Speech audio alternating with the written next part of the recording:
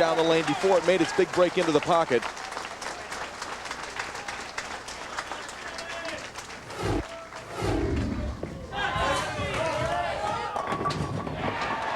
Satisfaction for Pedersen as he sees that shot go over once again. Danny-Wiseman, the leader now in Monacelli, 13 down to Wiseman. Another solid 10 for Amleto-Monacelli.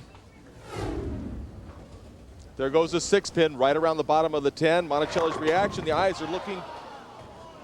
Can't believe it. And Gary, it's the angle of the way the ball goes into the pocket that determines whether you get 9 on a pocket shot or 10. Monacelli needs to adjust the way the ball is entering the pocket. Well, next Saturday at 1:30 p.m. Eastern, CBS Sports brings you first-round action from the 1999 NCAA College World Series, live from Omaha, Nebraska. That's next Saturday right here on CBS Sports. In the 6th frame, Danny-Wiseman is up. And Wiseman has put together a string of 3 strikes. He is the leader, 18 over Randy-Pedersen. Danny-Wiseman now our leader, taking over that role from Randy-Pedersen. He's got 18 pins on Pedersen, 23 on Monacelli. And Pedersen is on the approach for the 7th frame.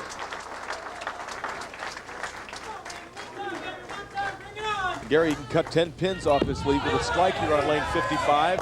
That's what Randy's looking for. Much better shot. He wants a little noise out of these people. Say, come on. Don't you like that shot?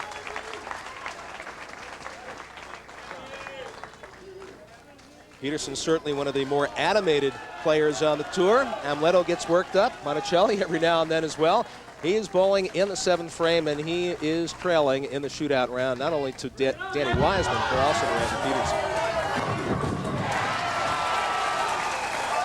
Strike in the 7th frame for Monacelli. He's the only one of the competitors that has not thrown a double yet. Amleto-Monacelli, the high backswing, opens up his shoulders quite a bit, but look at the way he squares them up right at the bottom of the swing. Here's Danny-Wiseman, and Marshall, Danny's TV winning percentage is the best amongst active touring pros. Why do you think that is?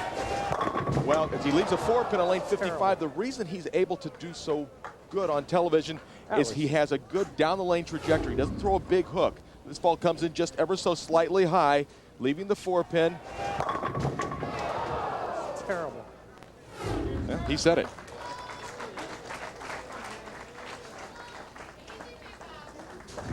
Our leader right now, Danny-Wiseman, converts the spare in the 7th frame. For in-depth sports coverage with late-breaking news, live scores, exclusive columns, and more, go to cbs.sportsline.com or on America Online, enter keyword CBS Sportsline. The crowd here at the Showboat chanting Randy. They'd like to see him come back. This one for the lead, has to hold.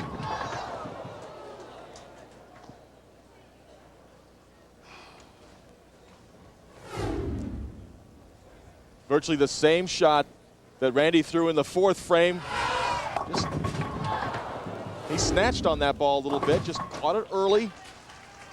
And it's an open frame for Randy-Pedersen. Right when he had the opportunity to get back into the match, actually take the lead.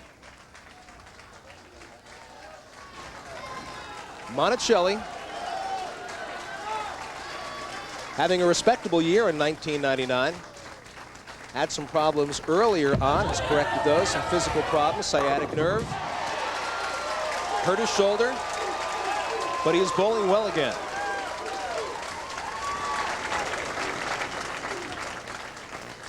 Monacelli now with 2 strikes, and Danny-Wiseman, the leader by 12 over Monacelli. And now Pedersen, who had the early lead, is down by 22 pins, and Wiseman working on a spare. Came in a little high last time. Now he comes in high in lane 56. Similar fate to what's happened to Randy-Pedersen on that lane.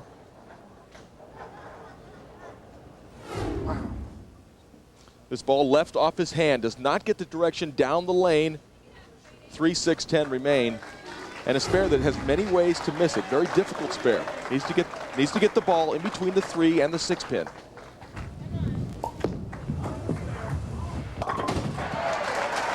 So Wiseman converts the spare to maintain his lead in the shootout round. We're through 8 frames now.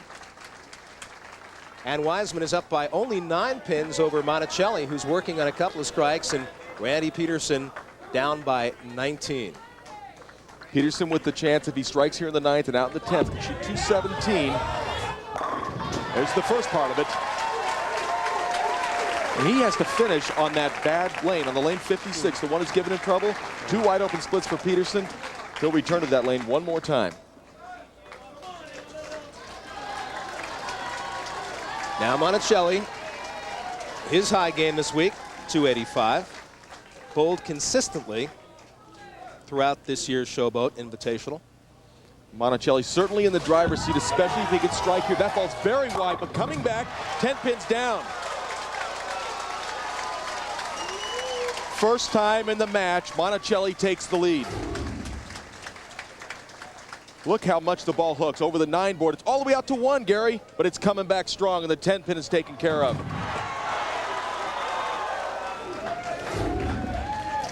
And now each one of our bowlers in the shootout round at one point of this match has had the lead. First it was Randy-Pedersen, then Danny-Wiseman, now Amleto-Monacelli. And a good shot, make a good shot, and get hosed.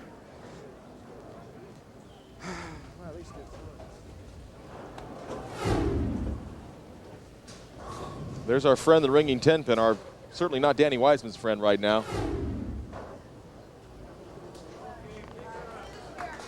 And Wiseman feeling that even though he made a good shot, he didn't get the luck here in Las Vegas. Now ball not coming in quite on the right angle. 6 pin going around the bottom of the 10th, and he converts. Wiseman with the opportunity to shoot 225. Pedersen the best he can do, 217. And Monacelli certainly controlling his own fate. He can strike out for 237. Slim 2-pin lead now for Danny-Wiseman as he jumps back on top. And for Pedersen, a clean release on 56. That's what he needs. He snatched a couple shots, got them left. That ball's got a hold as well. 3 shots on lane 56, through the nose, and 3 splits. Let's open the split once. Possible?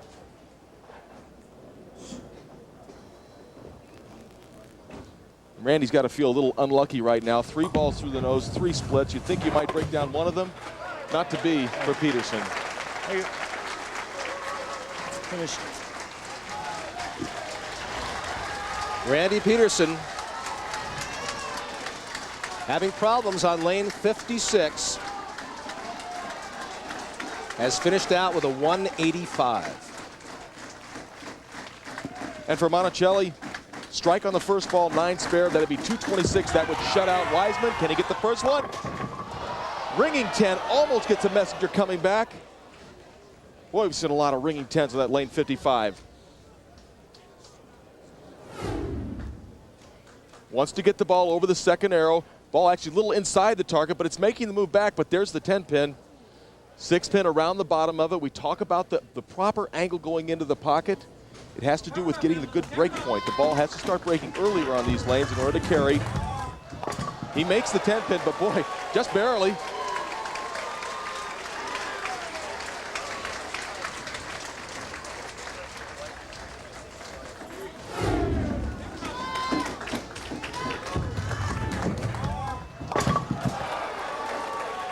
He feels very fortunate to have made that 10 pin.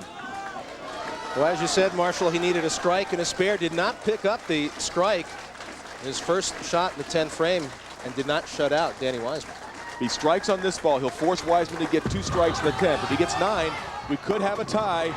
There's all of them down. Wiseman needs 2 strikes.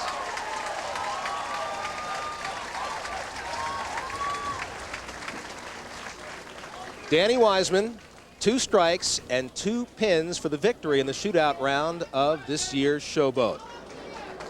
You know, we've talked about it earlier, his great record on television. Here's a chance to improve on it right here in the 10th frame. Feels very confident with his game now.